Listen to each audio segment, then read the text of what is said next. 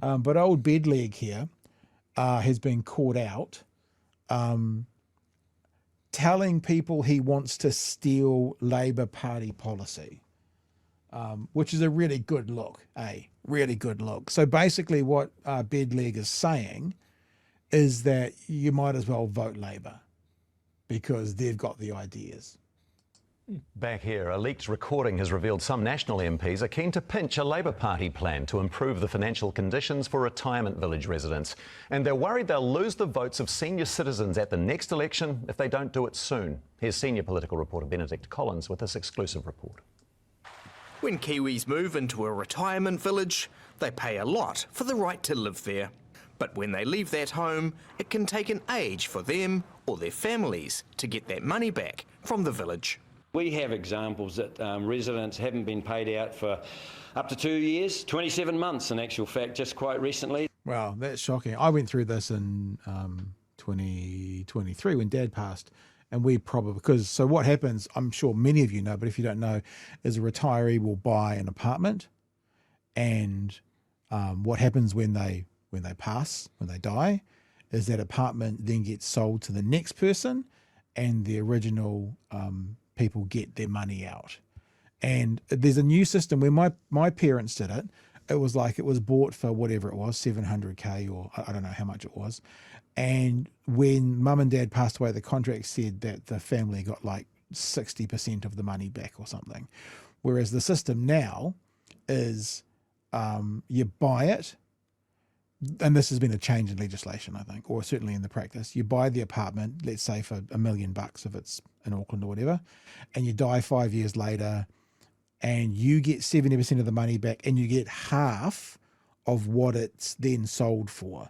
So if they then sold it for 1.5 million, you'd get 70%. The family would get 70% back of the original purchase price, and half of the additional $500,000 back as well, which is a new legislation which wasn't in place when my parents signed up, but that's what it was. And I think we probably waited about 6 months, but 27 months seems a bit ridiculous. Families left in financial limbo. Their families get stressed because they're left with the end product of, gosh, when's Mum and Dad's estate money going to come that we can pay for funeral expenses or estate purposes? Now, this is a function of the unique way that our system is set up, and it really does favour retirement villages. There's been a multi-year review running into retirement villages, but a Labor MP has put forward a members' bill with a possible solution. Everybody would get their money back within 3 months. On a recent trip down south, National MP Sam Uffindell told supporters he's been paying attention to her ideas.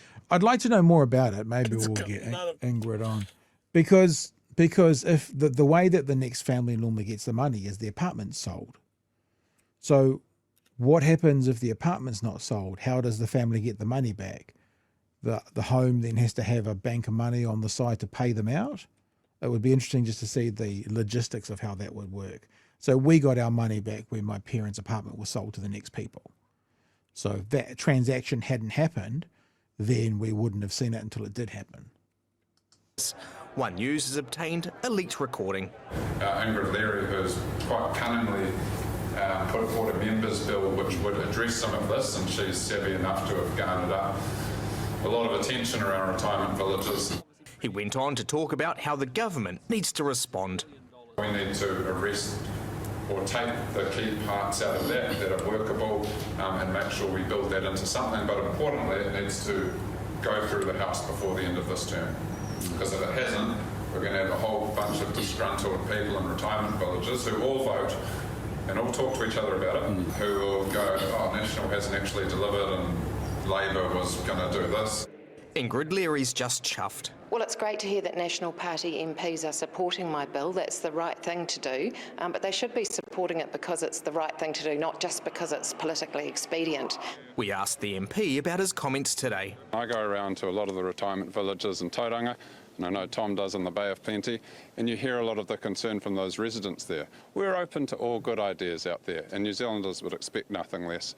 Christopher Luxon needs to listen to that. He needs to listen to his backbenchers. We've been committed since before the election to continue the work around retirement villages, and I'm proud of the work the ministers are doing. The Prime Minister says expect to see an announcement in the coming months. So Benedict, the way So that's it. Well, it was interesting also to see the Prime Minister on Zoom. We heard from, or pre-recorded, we heard from people at the local body conference that the Prime Minister zoomed in for that as well. There was a bit of criticism around him not being available for some of these other events. Interesting just to see it happen again. What are your thoughts, Chewie? Old Bed Leg is pretty keen to pinch Ingrid's idea and actually acknowledges that if they don't, it'll be a bad look for National at the next election. I think it's time for a man with no good ideas of his own. Yep. Yeah. God, he's a goober. He's just latching on to something that will definitely speak to his constituents, the God's waiting room of Tauranga. Yeah. So I mean, like it is a